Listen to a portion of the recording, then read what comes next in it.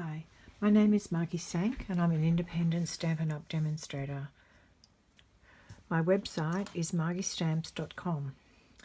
I'm going to show you today how to make this twisted easel card with side flap. It opens like so, but more importantly it'll stand up like that for a little greeting here. I'm going to go through with you how you might make this if you're stuck at home, can't get out, and you want to do some crafting. It's very simple. So there's some steps to put it together, very little stamping, and you can use all your DSP stash. So let me show you first off how to do it. So the card base, it's based on a square for a start, because the diagonal is a really easy shape to cut. And I've used my trimmer to do it. So I started off with the card base, which is 27 centimeters long. And I'm just going to show you how I did this. So the first thing I did, because I was cutting them kits for class, I did multiple of them. So the first thing you're going to do is you're going to cut at 27 centimeters. I found because I was making more than one, it was easy to do this. The first score is at 10.5 centimeters. Get my blade out of the way. And the second score is at 13.5 centimeters. Which is the halfway mark. And then I'm going to cut my card base, so I'm cutting at 10.5 centimeters. And I've used pink here just because I want you to see what I'm doing. And then I'll flip over to using the vanilla, which is what we're going to use in the class. So here I am, I've got my card base. Now, I've got one score line here, which is my halfway point at 13.5. There's my other at 10.5. I'll just bend it a bit so you get the drift. And the way I want to score is I want to score from the bottom left-hand side to the top right-hand side. That'll make it do this so you can see what's going on.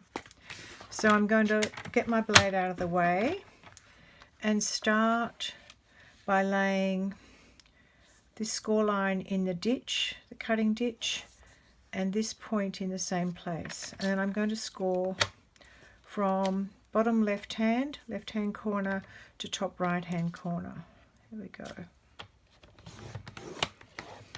Done. So there's my score line. So when you're folding it, we're going to be doing this with it. Finger folds will be fine for the time being. So I can put this out of the way now. The new trimmer is really good for all of this, by the way. So we've got our card base happening. Now I've already cut the pieces for the class. This is, I've used the pressed petals paper, DSP. It's really pretty and it allowed me lots of choice from the same suite of paper. So I'm using, in this case I've used one of the brighter pinks for the outside, but I'm going to show you using this one just so you can see a bit of variety. I'm still going to use the same border piece here. So the first thing I really need to do is to cut this. Now there is actually an up and a down on here. So I'm going to make sure that I'm cutting this the same way so that when I place these pieces, they will both be facing upwards. So let me just show you how I'm going to do that. The same way again, I'm going to lay this on my trimmer, move that across so you can see it properly. And I'm going to place, so this is the bottom left-hand corner. Oh, I nearly did it the wrong way. So I'm going to lay that on there to the top right-hand corner. Now, if I get this cutting blade into that corner, I might crumple it. So what I want to do is I want the blade to be not at the bottom and not at the top, but in the middle, just a little bit down. So I'm going to place it there, down, up straight away, and I won't scrunch my paper. And now I've got my flowers facing in the right direction. So when I lay them up, they won't look odd. So now I have all my pieces. What I've done is I've cut all these kits so they'll all work really well. I've got my side piece. Yes, it does have an up and a down, so just check it out. Here we go. This one's going to go like so. Maybe that's the wrong way around. No, that's right. And that one's going to be like that. So that's how they're going to go on. Now, why there's a difference in the mount size, this is 10.5, that's 3. This one is 10 centimetres by 2.5 centimetres. These pieces are actually 9.75 centimetres, and the reason is that you've got to keep them away from this middle fold. If you make this the same size as this one, the margin will be too tight, and you don't want to do that. So we've got that sorted straight away, and I've already pre-cut for my kits. I've already pre-cut some of the daisies. So I've used, once again, very vanilla, and I've used the soft pink. Blushing Bride you could use, powder pink you could use your retired Blushing Bride, petal pink, you could use your retired powder pink. So this is how that's going to go. The only thing is we're going to lay some ribbon on here, which will make it look really pretty, and that'll be in your kits as well. I don't have any cut at the moment, so I better do that while I might stop the video to do that.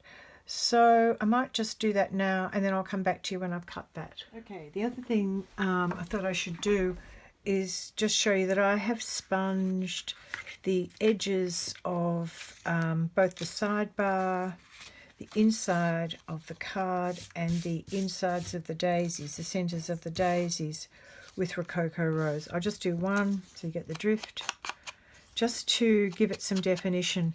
By doing this, you actually save yourself from an extra layer. You could use another layer of cardstock under here, and one of the samples I used Merry Merlot for this card because the colours worked really well with the DSP. But as I'm doing this for class and I'm wanting to make it a little bit simpler, I thought I would eliminate that. I can post the other dimensions up for using the other layer, but I won't go into that now. So just as you can see, I'm just putting a bit of a swoosh around the edge just to give it a bit of definition on the vanilla.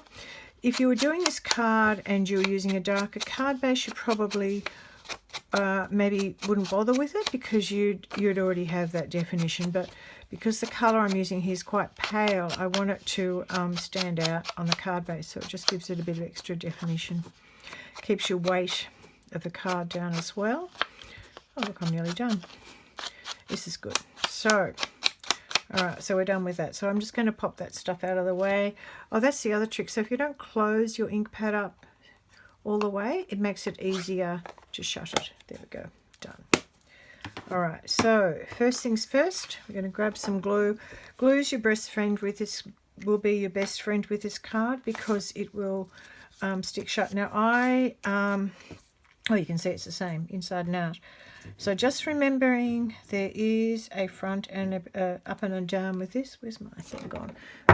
Here we go. I'm just going to pop this in here so it'll be fine for me. Make sure I lay it up so it's not upside down on the card.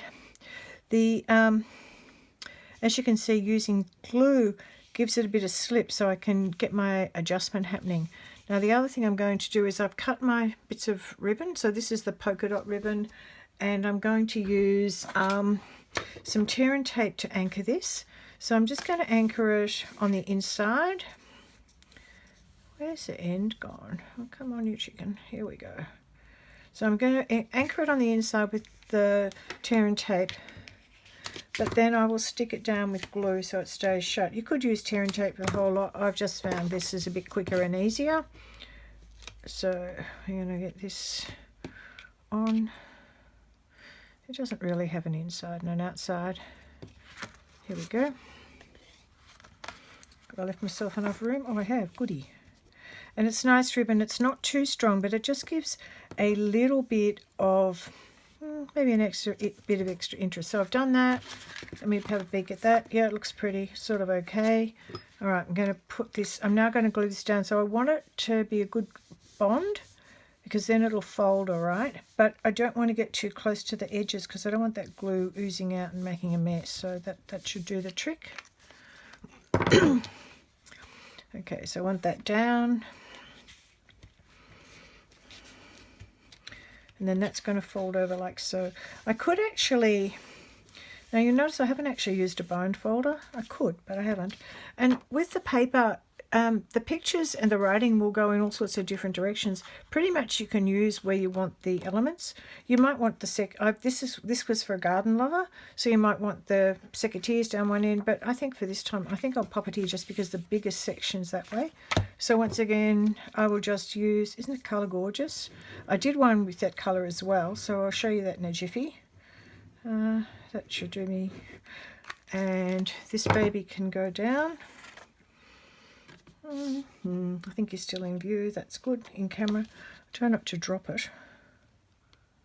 Here we go. So I've got a bit of a slip happening.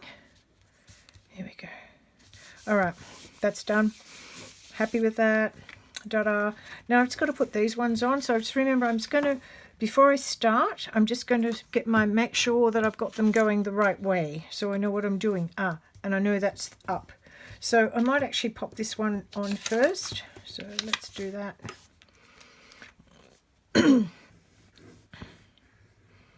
So once you've got your bits cut and felted, it's actually quite a quick, so it looks complicated, but I don't really think it is. Once you've got your all your bits cut, see, they're still going the right way.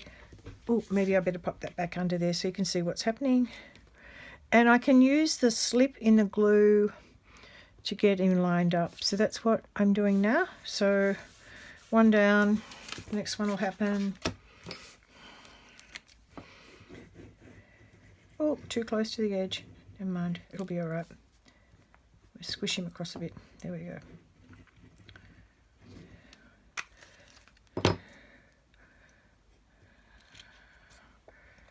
Here we go.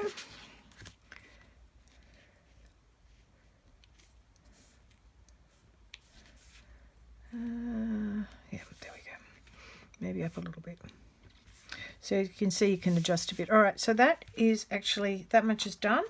So now I'm going to sponge the insides of these. Now I've cut, there's 3 groups. So I've got 2 pink and 1 vanilla, and I've actually made the centers for you as well. So in this one, what I've done is I've used champagne foil. And then because I wanted a bit of definition, I've run them through the Big Shot using the subtle embossing folder. But I've also made sure it was on the loosest possible setting. So it just gives you a bit of texture on the inside. You can see my wrinkly hand, but there we go. Can you see the texture there? Because it just means it's a bit of texture. Now, I know that I could have used... oops, daisies. I could have used these centers, which we have, because they go beautifully with the paper. I'll show you the paper. They go beautifully with the paper. One of the reasons why I didn't use these centers was because I just thought I'd see what I could do with the foil, but you could use the centers as well. But in the kits I've supplied, I've got these foils. So pop them out of the way for the time being. With your little bow, I did tie one, so I'm going to do that in a jiffy. I'll just show you the whole bow thing. Now I've already tied this because I just wanted to check the length. The length you'll need for the ribbon is you'll need 2 pieces at 13 centimeters each, and they will be more than adequate. And I'll show you what I did with the bow. The ribbon is really forgiving. Now we've actually glued that down, so it's really solid. You can see I haven't glued here, so I'm going to slide this bit underneath, and I am just going to tie an overhand knot. So nothing fussy at all. In fact, I want it to tie. There we are. And I can then trim off the excess edges. There's plenty there. Just adds a bit of interest. And with the greeting that you're going to stamp, now I have cut Rococo Rose, which is the same colour as this pink, and it's the colour I used to sponge with for backing. So this is the second largest circle from the layering circles with a scallop edge. Second smallest, sorry. And this one, of course, is the smallest stitch circle. I'm going to stamp the greeting on here, and then that'll just lay up like so. And then I'll be able to pop that on the card, and I'll probably pop it around about there. So I'll do that in a jiffy and show you how to do that. And this will be up on dimensionals, which is what will stop this from happening, so it'll keep it up.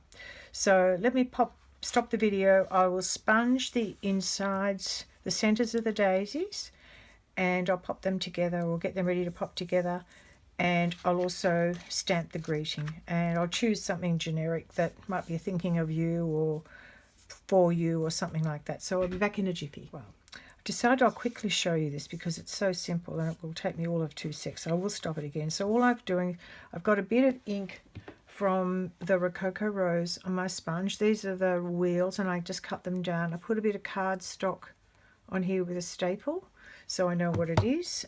So that's pretty easy. Just gives a little bit of interest. There we go. That's enough. All right. So what can I do now? I can keep going. There's no reason why not to keep going. So I'm going to put a tiny bit of glue on the center of 3. Done. And I will lay them up so they're offset. So my flower's going to look, no, like so. Oopsie daisies. There we go. A bit of glue there. I think that'll hide later on. It'll be all right. There we go. All right, so that's done. I'll do the same thing to get these centers on, and I'll probably just use glue to get them, but I want to get this on first before I do my other daisy. So I'll pop that out of the way and come back to you when I've stamped that image. It's quite easy to stamp over that. Choose a greeting that's not too big, and you'll get it in between the stitches. Well, hiding under something else. All right, so take your pick. I've got the pointy pokey tool in, so I'm just going to lay these around the edge. I actually want a fair selection today, so let me do this, and I'm going to show you some other magic trick. So that'll do, and might be a bit more generous. Oh, he's off. Here we go. And one in the middle, because I really want this to be quite well supported. Now you can use the end of the pokey tool, or you can flick with your fingernails, whatever you like. I have yet to master the pokey tool stabbing of it. And I'm just going to have a peek. They're all off. All right, so now I am going to get him here. Can you see that? Yes, you can. And I would like that about there. There we go. Now I'm going to put some jewelry around this as well, so that'll be good. And I'm going to stick the daisies down. So we'll do a little bit of bone folding beforehand. Found my bone folder. Oh, I know where there's one. I know where there's one. Here we go. I'm borrowing a friend's because I've got it ready for her. She left it behind. Hi Bonnie, this is your bone folder. I'm using it because I knew exactly where it was. Slide you back in the middle because you've moved. There we are.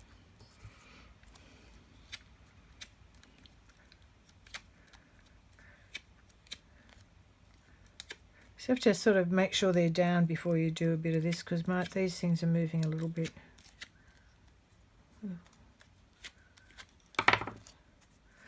I could have done the edges too. Look, let's see what happens there. Just a teensy bit. I don't have to work very hard at this. It's a simple one. Some nice easy techniques. There we are, done. Okay, and a little bit of glue for the back. Not much. A little bit goes a long way. Could use a dimensional, but I'm not using dimensionals here because I'm fully conscious of it, the fact that we want it to get through the mail. I want them sort of so they miss, that's all right, it can come out on the outside there a bit, but I want them so they miss the bottom. I don't want them over the edge at the bottom, so I'm going to put that one about there, and I will explain why in a minute. Here we are. And I might just pop that about There we go. You're going to go in the middle, pop it about there. So it gives some, it looks pretty. You could have it over, your diagonal line if you like, and then that will go like that. Now I'm not sure how the vision's like because the sun's just disappeared. Here we go. I'll turn that around so you can see. Maybe you can see a bit better there. Okay, so I will put a couple of jewels here and I'll come back to you with a finished look. Thank you. So I'm back. So this is where we got to, and I said I was going to put some jewels on this, which I've done. I've used the basic rhinestones. I also wanted to show you some of the other cards I've made and some of the DSP and some of the other stamp sets that'll work for you. So firstly, these were the cards. Now you can also stamp your greeting on the inside in here. I did use Sending Wishes Your Way from the Dandelion Wishes stamp set here. And then you've got plenty of room to write here. So that's number one. And these cards are all using the Pressed Petals DSP. The first card I made was this one. And you can see it's a little bit different in that I've got a mat round it. And I've used the border, one of the borders from the Pressed Petals DSP. I've also used our centers that were part of the other stamp set. That is really lovely. And you can see here I've used the Thinking of You greeting stamped in Blackberry Bliss and some of the washi, the Pressed Petals washi, which is this one. There's one piece of it on this card, and the Champagne Rhinestones from the Parisian Suite in the catalogue. So that was the first one. So the dimensions for the DSP are fractionally different. It's very similar to the one we've just made that I showed you earlier. And this one is using the predominantly blues and greens paper. And I have used the vellum here for one of the daisies and sponged in Blueberry Bushel. I'll just pop them to one side and I will show you the DSPs from the Pressed Petal. I've got some pieces here just so I can show you. So this is the paper, the DSP that I have used for the background or for the sidebar, and so that's the one I demonstrated with. You can see that. The one with this beautiful blue flower, I've also used that for the inside layer. So this soft green, it's almost like it's got your sea foam. I think it's called sea foam. Is it called sea foam? Green on it. So pretty. This one is this pink, great for a wood grain texture, and I've used that quite a bit on other things. And the other ones that you'll love, we've got this one, which is I use a sidebar on the blue card, and this linen trim's great. This was the pinks. I've used mainly the stronger pinks DSP, and I've used that for a couple of the cards. The back of that is another very much Rococo Rose colour. And of course this one is the heavily detailed, or the lots of option sheets. So each of these would effectively make a card front. And this is the sidebar piece that I used. And that, you've got green and notes for your other side. So that's the Pressed Petals DSP. It's current in the annual catalogue. It's $25 and you'll get 24 sheets for it. I'll just lay them here. I think that's sort of in view. So this one's using the extra amount. I've used Merry Merlot. And this was the one I've just used. Just made using a smaller greeting. Wanted to show you a few other greetings that you'll get though, because they all work really well in the border. So you could use Hello quite well out of Good Morning Magnolia. Hello, Thank You would fit really well out of Honeybee. So Happy for You would fit beautifully from Beautiful You. The Ladybug stamp, You're So Sweet, Thinking of You, any of those would fit really well. So that's that for the cards, and they were just a few I grabbed off the sheets quickly.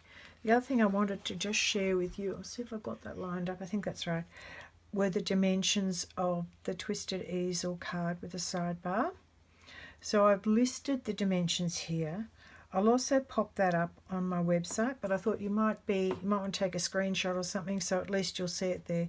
So that's that. So thanks so much for your time. Have fun crafting, and you too can get into your DSP stash. I think we're all going to start to go into social isolation soon, so it's good to have some things to make. So enjoy, and thanks a lot. Bye.